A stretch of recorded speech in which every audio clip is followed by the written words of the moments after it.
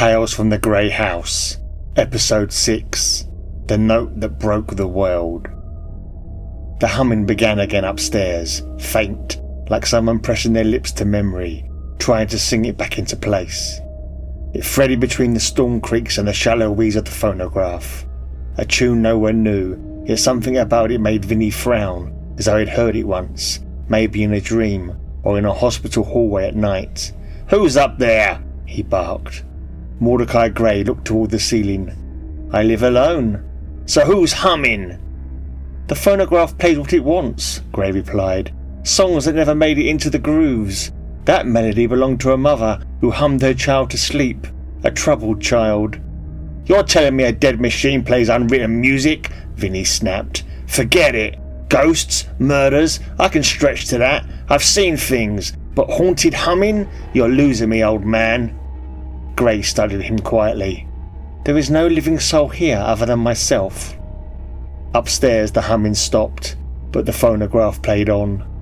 It was a tune Ruby had sung back in convent school, the sound of children, distant, like a memory she'd forgotten was hers. She shut it off, scolding herself for being ridiculous. Ruby shivered beside a cabinet lined with crumbling sheet music. One title caught her eye, Holt's Unstarted Symphony. Ruby leaned close to the tray. "These sandwiches, they taste like Sister Mary's recipe." Vinnie raised an eyebrow. "That's oddly specific." "It's the cinnamon. She added cinnamon to the jam. It's not common." Ruby stared at Grey, who now seemed to be counting spoon reflections in a nearby cabinet. "He's playing tricks on our memories." Vinnie shook his head. "Or maybe he's reminding us of something we shouldn't have forgotten." Grey spoke without turning. "Memories are like gravity in this house. They have mass. They pull." A faint humming drifted from somewhere deeper in the house, a working man's hum, the kind made without thinking. "This way," Grey said. "Some sorrows are quieter than others." He led them into a narrow wing where the air felt still, reverent. No flickering lights, no shifting walls, just dust, velvet, and the weight of things left unsaid.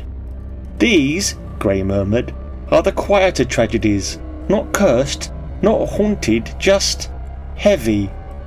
A pair of spectacles with one cracked lens. Tag, he saw her kiss someone else. A child's drawing of a house with no doors, drawn the day she stopped speaking. A jar, sealed tight, humming faintly. A small oval mirror, its frame tarnished, its tag red, it speaks too plainly. Ruby lingered at a small envelope sealed in glass, yellowed, folded once. The ink on the front had faded, perhaps by sunlight or from repeated reading. "What's this one?" she asked. Grey folded his hands. "This is the note that broke a man's heart and then broke a town." "His name was John Rook," Grey began. "Postmaster, switchboard operator, telegram clerk. A man who handled every message that passed through his town. One winter, he bought a second-hand coat. Found the note in the pocket." Grey recited it softly. "I never loved you. I only stayed because I was afraid of being alone."